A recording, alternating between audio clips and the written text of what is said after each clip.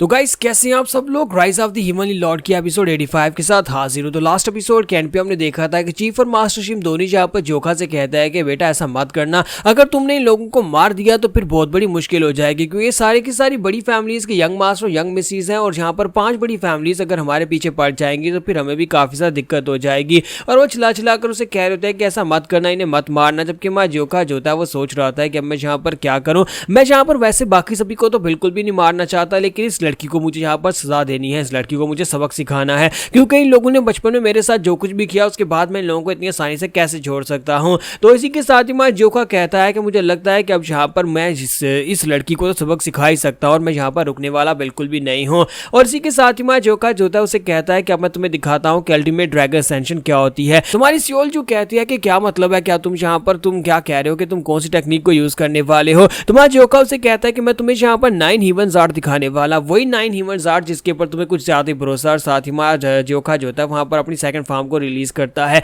तो वहां पर एक बहुत ही बड़ा और पावरफुल ड्रैगन दिखाई देता है। और सियोल जो भी इस बात से काफी हैरान हो जाती है और कहते हैं कि तुम यहाँ पर हमारी फैमिली की स्पेशल आर्ट को कैसे यूज कर सकते हो। तो वो सभी यंग मास्टर्स जो होते हैं उसके ऊपर अटैक करने के लिए आगे बढ़ रहे थे, लेकिन जैसे ही वहां पर ड्रैगन रिलीज होता है तो उस एनर्जी के साथ वो सभी लोग हिट होते हैं और वहीं पर ग्राउंड के ऊपर गिर कर बेहोश हो जाते हैं। सभी वहां पर ग्राउंड के ऊपर गिर जाते हैं। और इसी के साथ ही चीफ जो होते हैं दूसरी तरफ, यानी कि मर्चेंट ग्रुप का चीफ होता है, भागता हुआ आगे बढ़ता है और कहता है कि हमें यहाँ पर से निकल कर जाना होगा, हम यहाँ पर नहीं रुक सकते, ये 5 हीरोज तो हार चुके हैं। लेकिन जैसे वो जाने लगते हैं तो बैंडिट्स उन्हें रोक लेते हैं। तो गुमजंग उनसे कहता है कि तुम लोग कहाँ पर जा रहे हो, पहले तो तुम्हें यहाँ पर अपने 5 हीरोज के ऊपर बहुत सा भरोसा था ना, तो अब तुम लोग कहाँ पर जा रहे हो, मैं तुम्हें इतनी आसानी से भागने नहीं दूंगा, अब तुम सभी लोग यहाँ पर पहले पेमेंट दोगे फिर जा पाओगे। तो सियोल जो कहते हैं कि तुमने अभी भी यहाँ पर क्या किया, तुमने यहाँ पर इस टेक्निक को कैसे यूज किया है, तुम हो कौन। तो हमारा जोखा उसे कहता है कि क्या तुम्हें अभी भी याद नहीं आ रहा मेरी छोटी बहन, क्या तुम्हें याद नहीं आ रहा कि मैं कौन हूँ। यहाँ पर से नेक्स्ट सीन में दिखाया जाता है कुछ देर के बाद का, जहाँ पर हमारा जोखा जो होता है वो एक माउंटेन पीक के ऊपर जाकर बैठा होता है और उदास बैठा सोच रहा होता है क्या उसने ठीक किया या गलत किया है। तो उसी के साथ ही चीफ उसके पास आता है और उसे कहता है कि लड़के, तो तुम यहाँ पर बैठे हुए हो,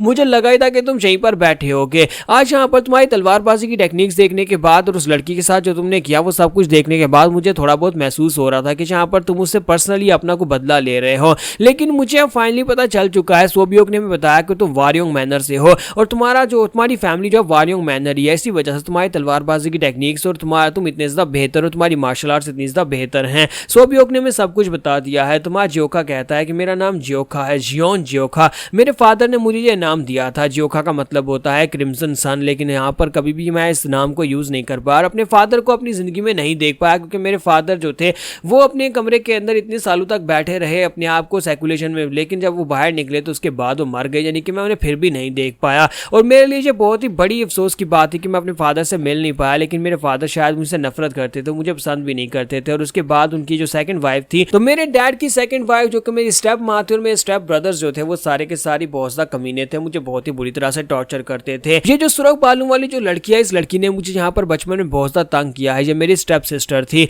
तो इसी के साथ ही वो उसे यहाँ पर सब कुछ बताता है कि कैसे यहाँ पर ये कमीनी उसे तंग किया करती थी। तो चीफ उसे कहते हैं कि हाँ, मुझे लगता है कि तुम इसी वजह से यहाँ पर उसे बुरी तरह से टॉर्चर करना चाहते थे, तुम अपने इमोशंस को अपनी तलवार के साथ वहां पर दिखा रहे थे, हम सभी लोग उसको देख पा रहे थे, लेकिन तुम्हारी वजह से आज यहाँ पर हमें काफी ज्यादा फायदा भी हो गया है। गुमजोंग ने जितना यहाँ पर यूजुअली हम लोग पेमेंट लेते हैं उससे ज्यादा ही आज पेमेंट उन लोगों से ले ली, क्योंकि मर्चेंट ग्रुप के लोग डर कर भाग रहे थे, तो गुमजोंग ने उनके पास से एक्स्ट्रा पैसे ले लिए हैं। इसका मतलब यह है कि हमें यहाँ पर अब फिलहाल के लिए काफी अच्छे से हमारा गुजारा हो जाएगा। अब बताओ कि उन 5 हीरोज का क्या करना है। उन 5 हीरोज को हम लोगों ने बंदी बनाकर रखा हुआ है, अब तुम ही यहाँ पर उनका फैसला करोगे। और मैं तुम्हें बता दूं कि मैंने चीफ की पोजीशन से पहले इस्तीफा दे दिया हुआ है, अब मैं उनका फैसला नहीं कर सकता फिलहाल के लिए। तुम जहाँ पर सबसे ज्यादा स्ट्रॉन्गेस्ट हो, तो तुम ही जहाँ पर उनका फैसला करोगे, तुम्हें उनके साथ क्या करना है। तुम्हारा जोखा कहता है क्या वाकई में तुम ये चाहते हो कि मैं उनका फैसला करूँ। तो चीफ उसे कहता है कि हाँ, तुम जहाँ पर उनका फैसला करो, यहाँ पर तुम ये चाहते हो कि गुमजोंग उनका फैसला करे, क्योंकि मेरे बात तो यहाँ पर अगर मैं चला जाऊंगा तो गुमजोंग को ही यहाँ पर चीफ बनाकर जाऊंगा। तो जब तक तुम यहाँ पर सेटिस्फाई नहीं होते, जब तक तुम अपना बदला ले नहीं लेते, तब तक तुम उनके साथ जो चाहे वो कर सकते हो। तो हमारा जोखा कहता है क्या वाकई में यहाँ पर उनके साथ कुछ भी कर सकता हूँ, ये तो एक बहुत ही अच्छा आइडिया है। तो इसी के साथ ही हमारा जोखा कहता है कि चलो फिर जल्दी से वापस चलते हैं और चल के उनका फैसला सुनाते हैं कि उनको क्या सजा दी जाएगी। तो फिर साथ ही वो लोग वहां पर सभी लोगों को इकट्ठा करते हैं। रात के वक्त यहाँ पर मीटिंग बैठती है। हमारा जोखा जो होता है सेक्टर लीडर बनकर खड़ा होता है, साथ ही वहां पर बैठा होता है, साथ ही वहां पर मास्टर शिम उसके पास खड़े होते हैं। तो मास्टर शिम कहता है कि ठीक है, कैदियों को लेकर आया जाए। तो वो कैदियों को वहां पर लेकर आता है। गुमजुंग कहता है कि जल्दी से चलो, तेज तेज चलो, तुम लोगों को हो क्या क्या है, तुम लोग यहाँ पर इस तरह बेकार से लड़कियों की तरह क्यों चल रहे हो। तो उन सभी की हालत काफी ज्यादा खराब होती है क्योंकि उन लोगों को वहां पर स्पेशल चीजें दी गई होती है, स्पेशल साथ उनकी मेरिडियन पॉइंट्स को ब्लॉक किया गया होता है, उनको स्पेशल पॉइजन देकर उनकी ये हालत की गई होती है। तो माजोका कहता है कि इन सभी के चेहरे इस तरह से क्यों हो गए हैं, क्या इन लोगों के साथ कुछ हुआ है। तो इसी के साथ ही मास्टर शिमू से बताते हैं कि ये गुमजुम के कारनामे हैं। गुमजुम ने कहा कि ये सारे के सारे रिनाउंड फैमिली के यंग मास्टर्स हैं, तो ये लोग भाग कर जा सकते हैं। इसी वजह से उसने यहाँ पर उनके मेरिडियन पॉइंट्स को ब्लॉक कर दिया। उस बेवकूफ को पता नहीं था कि मेरिडियन पॉइंट्स कहाँ कहाँ पर होते हैं, उसने सारे के सारे मेरिडियन पॉइंट्स को ही ब्लॉक कर दिया। साथ ही उन लोगों को यहाँ पर कुछ ऐसी पिल्स और कुछ ऐसे पॉइजन पिलाए गए हैं जिसकी वजह से वो लोग अपनी इंटरनल की को यूज ना कर सके, उनकी इंटरनल एनर्जी को ब्लॉक कर दिया गया है। तो इसी के साथ ही यहाँ पर हमारा बेखा कहता है कि चलो ये तो अच्छी बात है। तो मास्टर शिम कहते हैं कि अब यहाँ पर इसके साथ क्या किया जाएगा, ये फैसला जो है जो हमारा जोखा करेगा। तो इसी के साथ उन सभी लोगों से कहा जाता है घुटने टेक कर यहाँ पर बैठ जाए और अपने फैसले का इंतजार करो कि तुम्हारे साथ क्या करना है।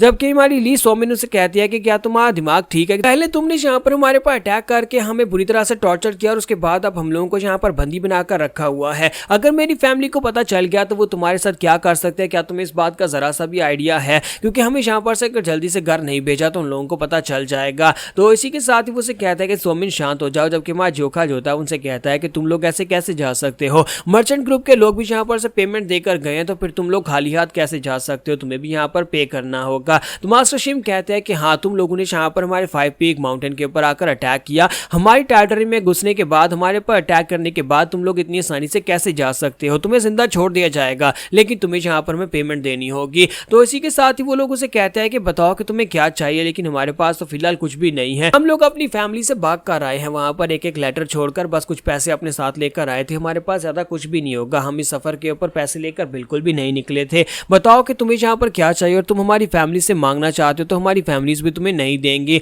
तुम्हारा जोका कहता है कि तुम्हारे पास नहीं है तो तुम्हारी फैमिली तो जरूर देगी, तुम्हें लगता है कि तुम्हारी फैमिली मुझे पैसे नहीं देने वाली। तो ये बात सुनने के बाद वो लोग सोच रहे होते हैं कि ये तो हमारी फैमिली को ब्लैकमेल करने के बारे में सोच रहे हैं, अगर इन लोगों ने हमारी फैमिलीज को ब्लैकमेल किया तो फिर तो हमारी जिंदगी बर्बाद हो जाएगी, क्योंकि जो भी यहाँ पर ये बात सुनेगा कि हम लोग 5 पीक बैंडर्स के हाथों से बंदी बने हुए थे और हमारी फैमिली पैसे देकर हमें छुड़वा कर वापस लेकर आई है, तो हमारी जिंदगी तो बर्बाद है, हम लोग यहाँ पर मार्शल मास्टर्स फेमस होने के बदले यहाँ पर डीमोट हो जाएंगे, मार्शल मास्टर होने के नाते तो उनकी जिंदगी यहाँ पर शुरू होने से पहले बर्बाद हो जाएंगी। तो इसी के साथ ही वो सभी लोग जो होते हैं वहां पर सोच रहे होते हैं कि यार ये कमीने बैंडर्स हमसे कितना पैसा मांगने वाले हैं। तो ली सोमिन उसे कहते हैं कि क्या तुम्हें लगता है कि तुम यहाँ पर हमसे पैसे मांग पाओगे या फिर तुम मेरी फैमिली का सामना कर पाओगे, अगर मेरे ग्रैंडफादर को इस बारे में पता चल गया तो वो तुम्हारे साथ क्या कर सकते हैं, तुम्हें इस बात का जरा सा भी आइडिया नहीं है, तुम्हारे पूरे के पूरे 5 पीक स्ट्रॉन्ग होल्ड को तबाह कर देंगे। तो सेकंड ब्रदर उसे कहता है कि हाँ हमें पता है कि तुम कौन सी रिनाउंड बड़ी फैमिली से आई हो, तुम्हारे ग्रैंडफादर के बारे में भी पता है, तो लेकिन हमारे पास हमारी टांगे हैं ना, पैसे लेने के फौरन बाद हम लोग यहाँ पर से भाग जाएंगे, हम लोग किसी और जगह के ऊपर जाकर बस जाएंगे। उसी के साथ ही माँ जोखा जो होता है चुटकी बजाता है और उसके लोग जो होते हैं अपनी तलवारें निकालकर उन सब बच्चों की गर्दन के ऊपर रख लेते हैं। तो माँ जोखा उनसे कहता है